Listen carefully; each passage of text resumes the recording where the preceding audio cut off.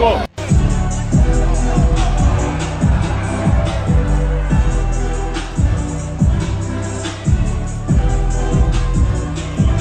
Black trunks, black boots, no socks, no robe, and perspiring profusely.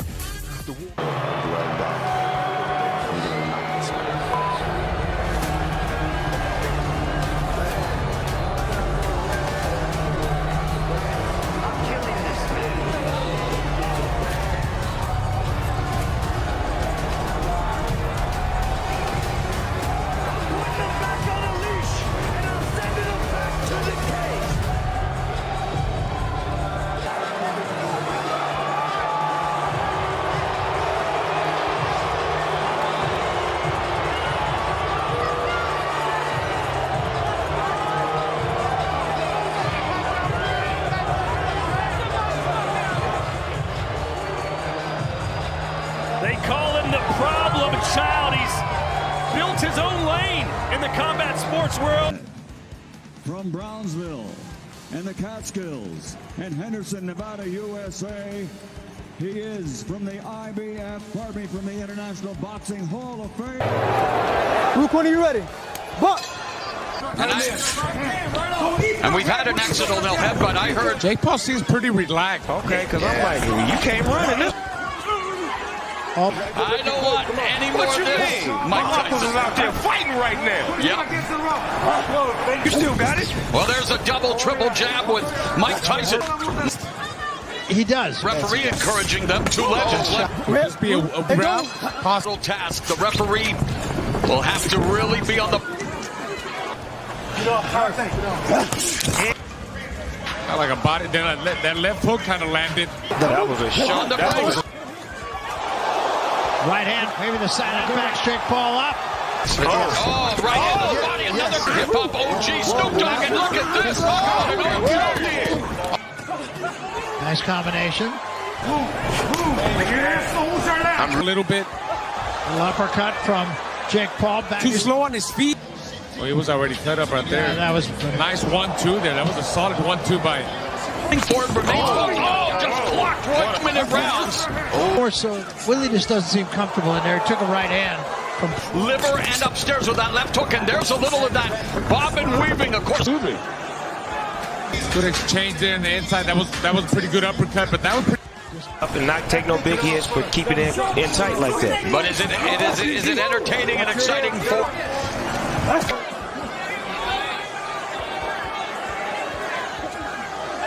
He can't let Mike get.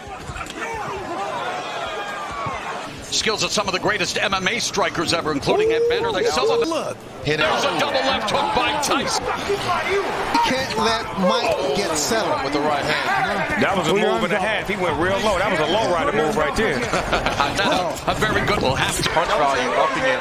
You see the fighter week. All of what they were in their prime, but Tyson.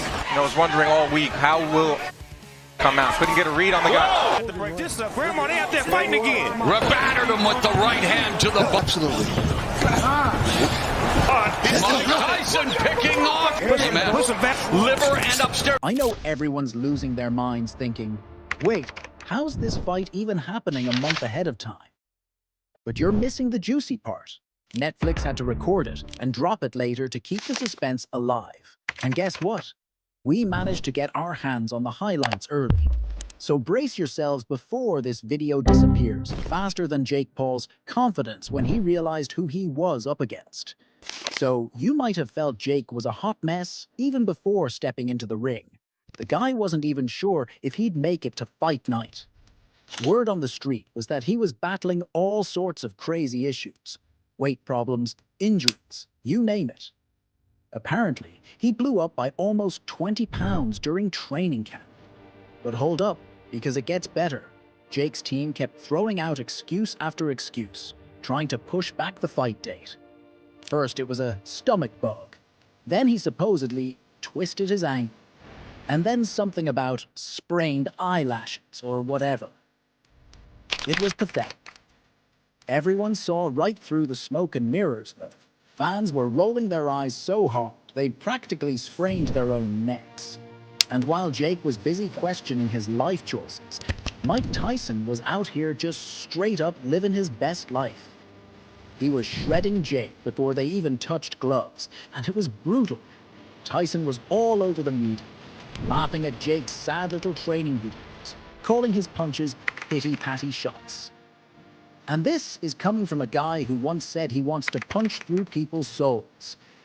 Then there's this crazy story that Tyson sent a message directly to Jake's camp, something like, "If you show up, you're leaving on a stretcher." That's not trash talk. That's a promise.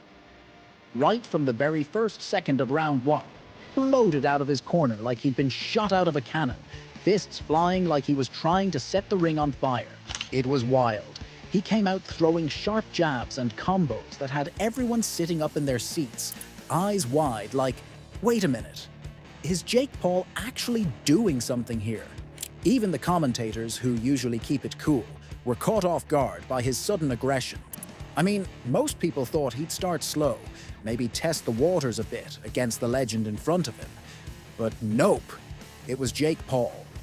Within the first 30 seconds, Jake even managed to connect with a solid left jab right on Tyson's face. You could practically hear jaws dropping in the audience. Tyson, though, barely flinched. One minuscule acknowledgement from Iron Mike before the storm hit. By the 1 minute mark, Jake managed to land another jab, this one snapping Tyson's head back a tiny bit. And how did Tyson respond? By smirking.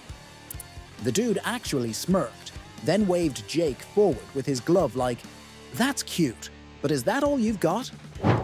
The arena went nuts. It was like something out of a movie. The commentators lost their minds. Fans started screaming. Was Tyson taunting him?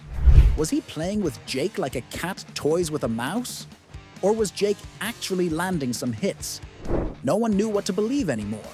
That is what you call a turning point, folks. Okay, a minute and a half left here in round 5, and Jake's looking for the finish.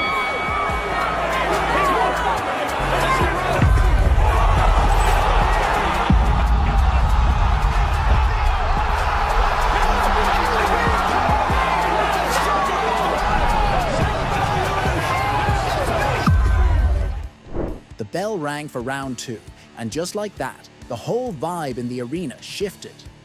Jake's corner was screaming their lungs out, yelling stuff like, "Stick to the game plan, Jake." But let's be real, sticking to any plan against Mike Tyson is about as easy as trying to put out a fire with gasoline.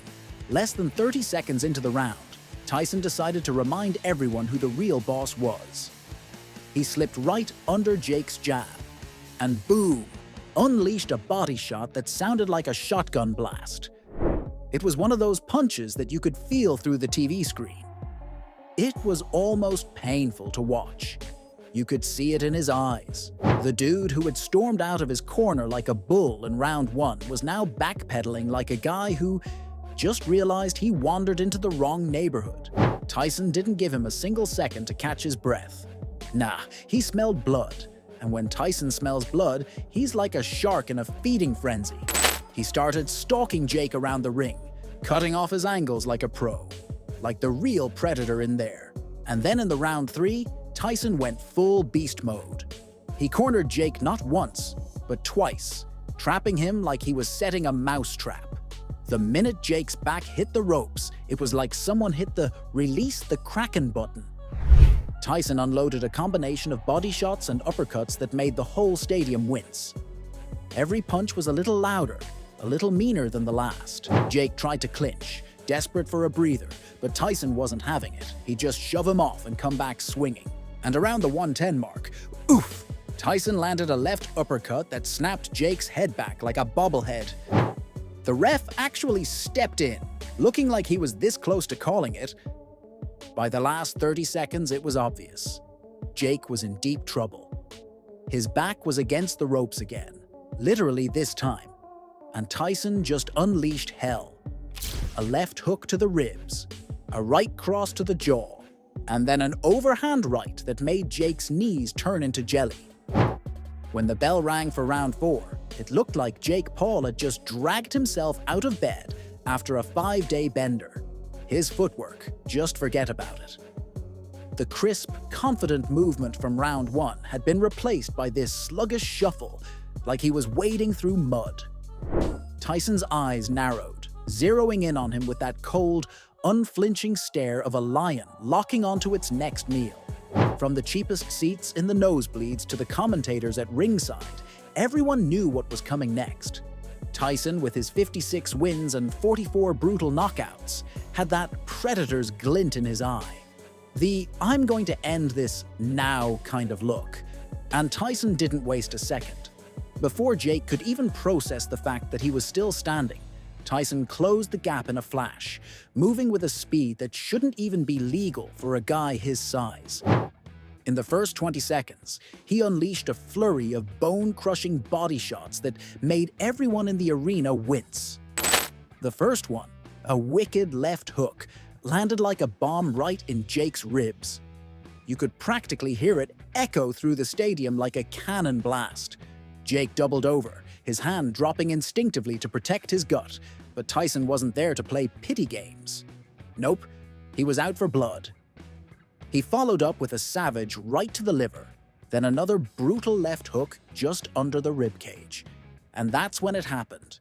The shot that's going to be replayed a million times over on every sports show and meme account for the next decade. Tyson, like a master chess player, set it all up perfectly.